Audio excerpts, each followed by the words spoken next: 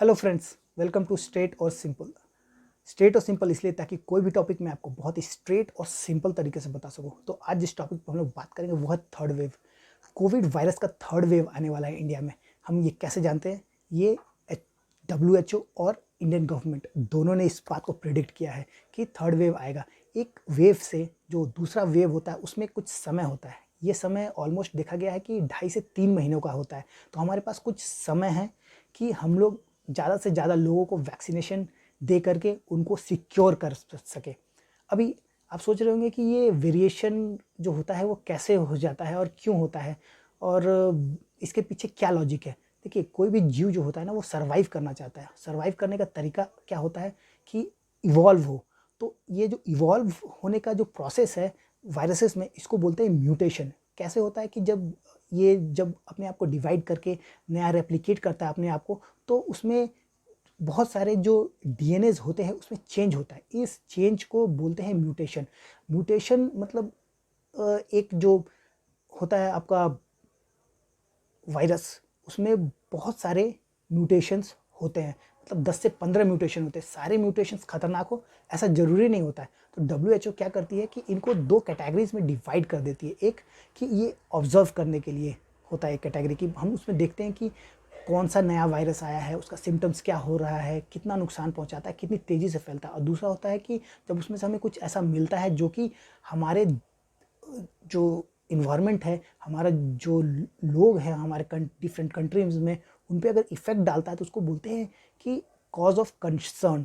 तो जो cause of concern होता है वही मैक्सिमम वेव्स लाते हैं। तो अभी इंडिया में जो नया आने वाला है उसका नाम दे रहे हैं ये लोग डेल्टा प्लस। जो सेकेंड वेव आया था उसको इन्होंने कहा था डेल्टा। अभी ये डेल्टा, अल्फ़ा, बीटा, गामा, ये सब क्या है? ये पहले क्या हो रहा था कि ये जो वायरस है इनका नाम, जो किसी भी वेरिएशन का नाम उसके कंट्री ऑफ ओरिजिन पे रखा जा रहा था। बट कंट्री ऑफ ओरिजिन पे रखने से लोगों ने प्रोटेस्ट करना शुरू किया कि नहीं, अगर हम चाइनीज़ वायरस नहीं बोल रहे हैं या वुहान वायरस नहीं बोल रहे हैं तो आप किसी वेरिएशन को किसी देश के नाम से कैसे रख सकते हैं? तो इसको WHO ने माना और इनका नाम दे दिया अल्फ़ा, बीटा, गामा। ठीक है। तो अभी जो इंडिया में जो वेरिएशन पाया गया था उसको नाम दिया गया था डेल्टा, और काफ़ी खतरनाक था। जो पुरानी जो वायरस थी उससे डबल ये तेज़ी से फैलता था, लेकिन जो मृत्यु दर में जो इसने तेज़ी लाई थी वो ऑलमोस्ट इक्विवेलेंट थी। लेकिन ये इतनी तेज़ी से फैलता था, ऑलमोस्ट डबल जो कोरोना वायरस फैलता था। अभी डेल्टा प्लस आने वाला है, तो हमें देखना होगा कि हम डेल्टा प्लस जो आएगा उससे हम अपने आप को, अपने देश को कैसे बचाएं। अभी रिसेंटली आपने न्यूज़ में सुना होगा कि लोग जो है एंजाइटी या डिप्रेशन या इतने दिन से लॉकडाउन में है उसका बदला ऑलमोस्ट लेने के लिए ये लोग ट्रैवल कर रहे हैं। मनाली, कुल्लू, जितने भी हिल स्टेशन, अभी गर्मियों का दिन चल रहा है तो हिल स्टेशन फुल हो गया है, यहाँ रहने की जगह नहीं है। और जो वहाँ पर काम करते हैं वो भी बाहर गांव से आकर के वहाँ पर अपना रोजी रोटी कर रहे हैं। बट ये कब तक चलेगा?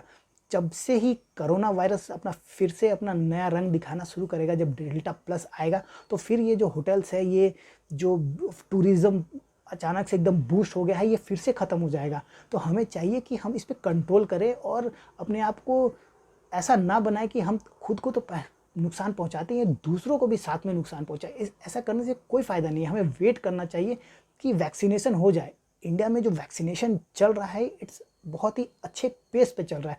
ऑलमोस्ट 20% लोग वैक्सीनेशन ले चुके हैं। ज़रूरत है कि हम लोग 60% लोगों को वैक्सीनेट कर दें, ताकि ये जो पूरा कोरोना का अगर कोई और भी वेरिएशन आता है तो उससे हम लोगों को बचा सकें। बहुत अच्छी बात ये सुनने में आ रही है कि जो भी वैक्सीन इंडिया में ले रहा है, या कोविशील्ड हो या कोवैक्सीन हो, दोनों वैक्सीन जो है बहुत ही अच्छा काम कर रहे हैं। ना ही केवल पुराने जो अपना वेरिएंट था यानी कि कोविड-19 उस पे, बल्कि जो डेल्टा वेरिएशन है उस पे भी ये बहुत ही अच्छा असर दिखा रहा है और इम्यूनिटी सिस्टम बढ़ाया है। और किसी की भी मौत की अभी तक पुष्टि नहीं हुई है जिन्होंने दोनों डोजेज़ लगाए हैं।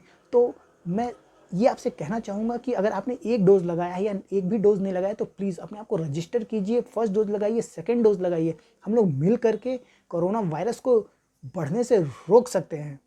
होप मैं ये करता हूँ कि आपको ये जो मैं बात कहना चाह रहा हूँ वो समझ में आए। अगर आपको ये बात समझ में आए तो प्लीज़ मेरे वीडियो को लाइक कीजिए और इसको सब्सक्राइब कीजिए और ये बातें औरों तक फैलाइए, ताकि लोगों को भी इस सब चीज़ों को जानने का मौका मिले और वो भी सतर्क हो, जागरूक हो और देश को आगे बढ़ाने में, देश को सेफ रखने में अपना योगदान दे सके। Thank you.